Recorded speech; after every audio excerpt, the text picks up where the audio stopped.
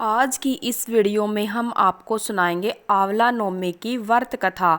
कृष्ण कार्तिक मास में शुक्ल पक्ष की नौमी तिथि को आंवला नवमी मनाई जाती है। इस दिन आंवला नवमी के नाम से इसको जाना जाता है। आंवला नवमी के दिन सह परिवार आंवले के पेड़ की आराधना की जाती है। आंवला नवमी की व्रत कथा इस प्रकार है। एक गांव में एक सेठ और सेठानी रहते थे। उसकी 4 बहुएं थी और 4 बेटे थे। उनके पास इतनी दौलत थी कि हिसाब किताब नहीं था। उनके कई नौकर चाकर थे जिनको वह धन तराजू में तौल कर रख देते थे। सेठानी जी का एक नियम था, वह हर रोज एक आंवला दान करती थी, उसके बाद ही भोजन करती थी। सेठ सेठानी सुखपूर्वक अपना जीवन व्यतीत कर रहे थे। एक दिन सेठानी जी की बहू ने आपस में बात कर रही थी कि माँ, इस तरह से सोने का आंवला दान करती रही तो हमारे पास कुछ भी नहीं बचेगा, धीरे धीरे सब कुछ खत्म हो जाएगा। यह सोचकर सभी बहुएं सेठानी जी से कहने लगी, माँ, आप हर रोज़ सोने का एक आंवला दान कर रही हो तो हमारे पास कुछ भी नहीं बचेगा, सब कुछ खत्म हो जाएगा। सेठानी जी को यह बात माननी पड़ी और वे कहने लगी कि तुम हर रोज़ सादा ही आंवला दान किया करो, सोने का आंवला दान मत किया करो। सेठानी बेचारी हर रोज ऐसा ही करती, सादा आंवला दान करने लगी। कुछ समय के बाद सेठानी जी की जो बहुएं थी उन्हें यह भी अच्छा नहीं लगा, आंवला दान करने से बिल्कुल ही मना कर दिया और सेठानी जी और सेठ जी बहुत दुखी हुए। दोनों अपना घर छोड़कर एक जंगल की ओर चले गए। उस दिन सेठानी जी ने आंवला दान नहीं किया था, इसीलिए वह बिना भोजन किए जंगल में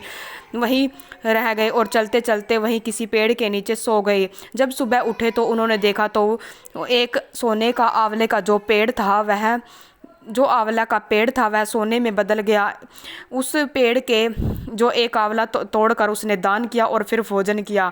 वह उसी आंवला के पेड़ के नीचे अपना घर बनाकर रहने लगे। धीरे धीरे सेठ का व्यापार बढ़ने लगा।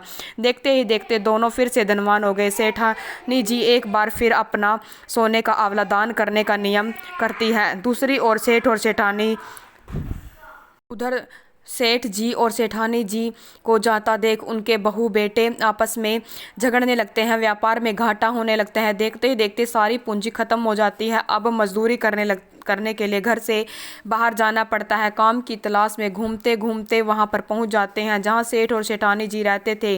तब उन सभी को सेठ जी के सोने का आंवला दान करने की बात पता चली। मन में ही सोचने लगे कि यह माता पिता हमारे ही हैं, इनके पास इतना धन कहाँ से आया।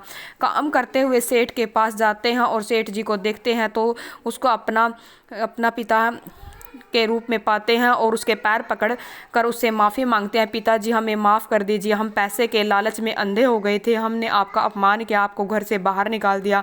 सेठ और सेठानी उनको माफ़ कर देते हैं और अपने बेटे बहू के सारा परिवार एक साथ दोबारा से इकट्ठा रहने लगता है। आंवला नवमी के दिन भगवान श्री कृष्ण जी गोकुल की गलियों को छोड़कर मथुरा आए थे। यही मान्यता है। आंवला नवमी के दिन यदि कोई महिला आंवला के पेड़ की पूजा करती है, उसके नीचे बैठकर भोजन ग्रहण करती है, भगवान विष्णु भोलेनाथ उनकी सभी मनोकामनाओं को पूरा करते हैं। इस दिन संतान की दीर्घ आयु और अच्छे स्वास्थ्य को लेकर कामना करती हैं। जय विष्णु भगवान, जय हरि विष्णु भगवान।